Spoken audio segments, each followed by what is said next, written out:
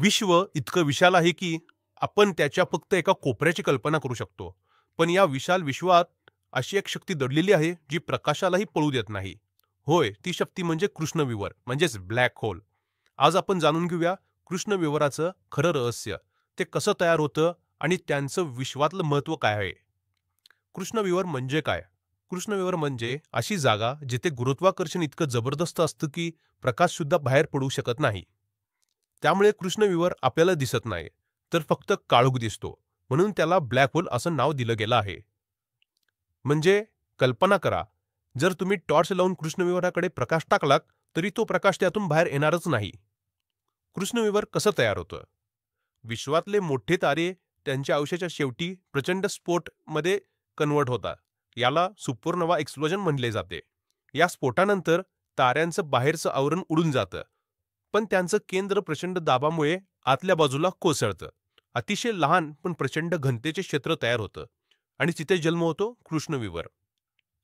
आपल्या सूर्यासारखा तारा मात्र कृष्णविवर बनू शकत नाही. सूर्य मरणानंतर व्हाईट डॉर्फ होई, कृष्णविवर होणार नाही.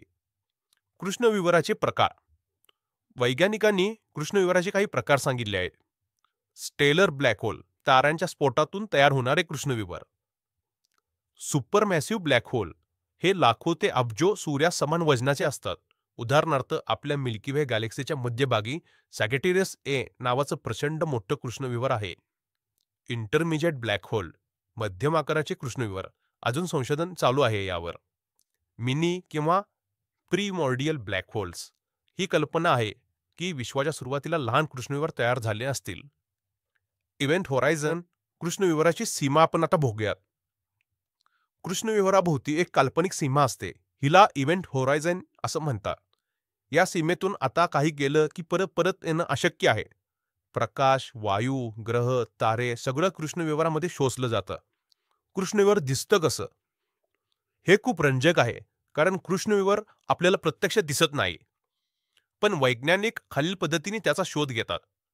जवळच्या ताऱ्यांच्या हालचालींवरून, कृष्णविवरात खेचलं जाणारं वायू, धूळ यामुळे निर्माण होणारे एक्सरेज पकडून, आणि 2019 मध्ये प्रथमच इव्हेंट होरायझन टेलिस्कोपने कृष्णविवराचं छायाचित्र काढलं होतं, ज्यामुळे सिद्ध झालं की कृष्णविवर खरंच अस्तित्वात आहे.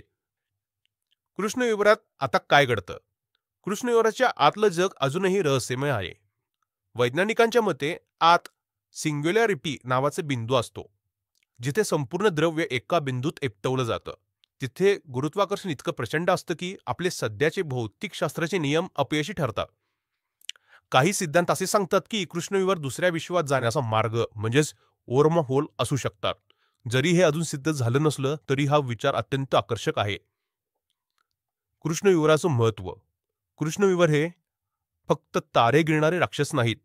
ते आकाशगंगेच्या रचनेत, ताऱ्यांच्या हालचालींमध्ये आणि विश्वाच्या उत्क्रांतीमध्ये महत्त्वाची भूमिका बजावतात. उदाहरणार्थ आपल्या आकाशगंगेच्या केंद्रातलं कृष्णविवर लाखो तारे ऑर्बिटवर ठेवतं. जर हे कृष्णविवर नसतं तर आकाशगंगा कदाचित अस्तित्वात आलीच नसती. मित्रांनो, कृष्णविवर म्हणजे विश्वातील एक अद्भुत रहस्य आहे. आपण जितकं जाणतो त्यापेक्षा अजून हजारपट अज्ञात आहे. कदाचित भविष्यात आणि विज्ञान इतकं प्रगत होईल की आपण कृष्णविवराच्या आत काय आहे हे जाणून घेऊ शकतो. तुम्हाला काय वाटतं, कृष्णविवर हे दुसऱ्या विश्वात जाण्याचं दार असू शकतं का? तुमचं मत कमेंटमध्ये नक्की लिहा आणि अशाच रोचक माहितीकरिता चॅनेलला सबस्क्राईब करायला विसरू नका.